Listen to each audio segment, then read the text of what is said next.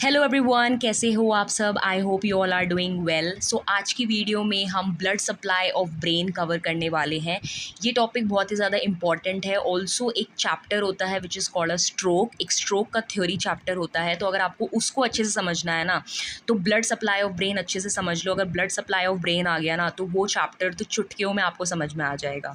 Also एक और चीज़ है कि स्टूडेंट्स को बहुत ज़्यादा दिक्कत आती है ब्लड सप्लाई ऑफ ब्रेन के। उसमें वो क्या करते हैं, बस सर्कल ऑफ विलिस पढ़ के चले जाते हैं, एग्जाम में लिख के आ जाते हैं, नंबर भी मिल जाते हैं। बट व्हाट अबाउट अंडरस्टैंडिंग, चीज़ें समझ नहीं आती, वो बस ड्रॉ करके चले आते हैं और मार्क्स भी मिल जाते हैं। तो आज की वीडियो में मेरा एम ये है कि मैं आपको डिटेल तरीके से ये पढ़ाऊँ and I guarantee you by the end of this video आपको कहीं और से पढ़ने की ज़रूरत नहीं है। कॉपी पेन अपने पास लेकर के बैठिए, जो भी मैं बोल रही हूँ उसको ध्यान से सुनिए। हो सकता है एक बारी में समझ ना आए, बार बार वीडियो को देखिए, डेफिनेटली मेरी गारंटी है कि आपको समझ में आ जाएगा। क्योंकि अगर आपके माइंड में एक स्टोरी बिल्डअप हो गई ना कि हाँ इस तरीके से आर्टरी आ रही है, इधर जा रही है, ये सप्लाई कर रही है, वो सब, आपको अगर एक स्टोरी की तरह ये सब चीज़ें याद हो गई ना तो आप ज़िंदगी में कभी नहीं भूलोगे। ऑल्सो एक और चीज़, अगर आपको इसके हैंड रिटन नोट्स चाहिए तो आप मुझे इंस्टाग्राम में डीएम कर सकते हो, वहाँ पे। सबसे पहले ब्लड सप्लाई ऑफ ब्रेन को देखो, इस तरीके से समझो कि ब्लड सप्लाई ऑफ ब्रेन जो है, जो आगे चल के हम सर्कल ऑफ विलिस और वो सब पढ़ेंगे, वो तो बहुत बात की बात है, ठीक है। ब्लड सप्लाई ऑफ ब्रेन में अगर हम देखें तो ये मेनली दो मेन आर्टरीज मिलकर के बना रही हैं। The first one is vertebral artery, जो कि वर्टिब्रो बैसिलर सिस्टम बना रही है, एंड दूसरी है इंटरनल कैरोटिड आर्टरी, जो कि कैरोटिड सिस्टम बनाती है, ठीक है। तो अभी हमें ये पता चल गया कि मेनली जो ब्लड सप्लाई ऑफ ब्रेन है वो दो आर्टरीज मिलकर के बना रही है, vertebral artery and internal carotid artery. तो अब हमारा सबसे पहले ये चीज़ होनी चाहिए कि ये आर्टरीज आई कहाँ से है, इनका ओरिजिन हमें पता होना चाहिए।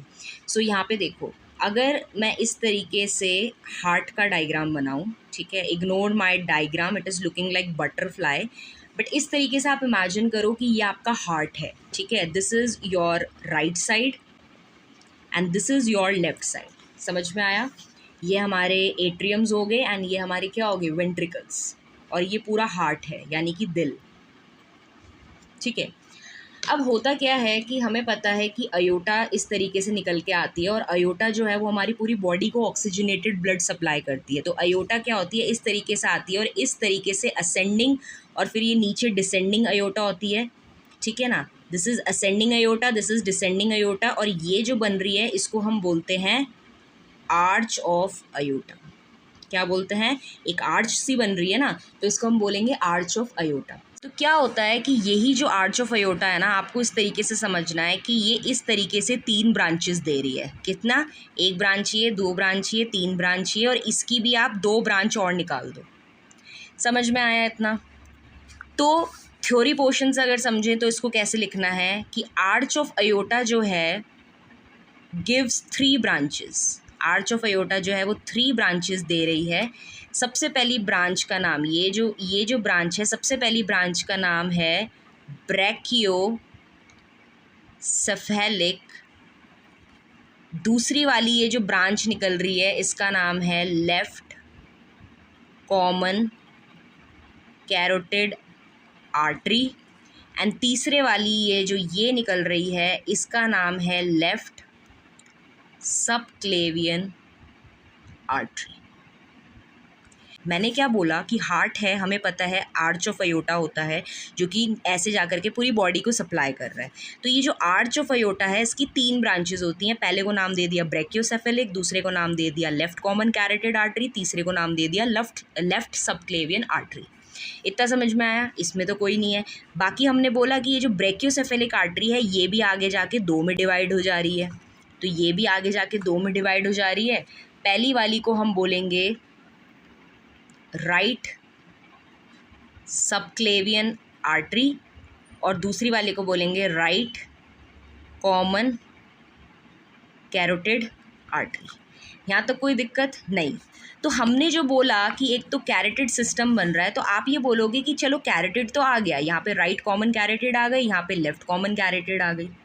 लेकिन वर्टिब्रल आर्टरी कहाँ है, तो वही चीज़ मैं आपको समझाने की कोशिश करूँगी। अब क्या होता है कि हमने बोला ना कि एक ये राइट सबक्लेवियन है, एक राइट सबक्लेवियन, एक राइट कैरोटिड। तो मान लो ये वाली जो है ये राइट सबक्लेवियन है, तो यहाँ से राइट वाली से ही निकलेगी राइट वर्टिब्रल आर्टरी, और हमारी ये जो लेफ़्ट सबक्लेवियन आर्टरी है इससे एक ब्रांच निकलेगी।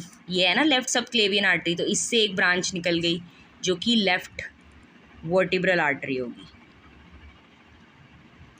तो ऑल टुगेदर हमने यहाँ पे अभी तक ये पढ़ा कि हमारी जो आर्च ऑफ अयोटा है वो 3 ब्रांचेस दे रही है। सबसे पहली का नाम है ब्रेकियोसेफेलिक आर्टरी, दूसरी का नाम है लेफ़्ट कॉमन कैरोटिड आर्टरी, और तीसरी का नाम है लेफ़्ट सबक्लेवियन आर्टरी। अब ब्रेकियोसेफेलिक की भी 2 ब्रांचेस हैं, जिसमें से कि एक राइट सबक्लेवियन आर्टरी है और एक राइट कॉमन कैरोटिड आर्टरी है। अब सबक्लेवियन, बाकी सबको छोड़ दो, सबक्लेवियन वाली को ही देखो, एक ये सबक्लेवियन और एक ये सबक्लेवियन। तो जो right and left subclavian artery है वो ही राइट एंड लेफ्ट हमारी क्या दे रही है, वर्टिब्रल आर्टरी। इतना समझ में आया? आई होप इतना समझ में आ गया होगा। तो यहाँ से हमने एक तो इसका देखा थ्योरी, और दूसरी चीज़ हमने ये देखा कि जो हमारी सबक्लेवियन आर्टरी है, जो हमारी सबक्लेवियन आर्टरी है राइट और लेफ्ट, वो ही ओरिजिन दे रही हैं, वो ही ब्रांच दे रही हैं किसको, वर्टिब्रल आर्टरी को।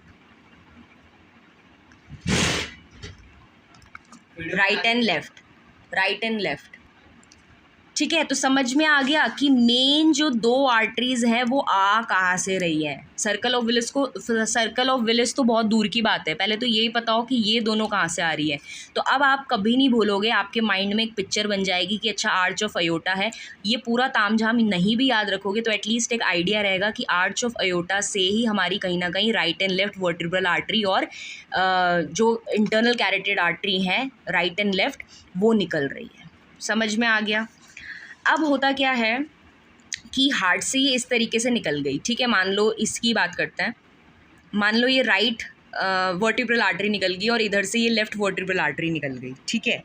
अब ये हार्ट है और ब्रेन हमारा ऊपर होता है, तो ये जो आर्टरी है ये जब ब्रेन तक ऊपर जा रही है तो ऐसा थोड़ी ना ये ऐसे सिंगल तार की तरह चली गई।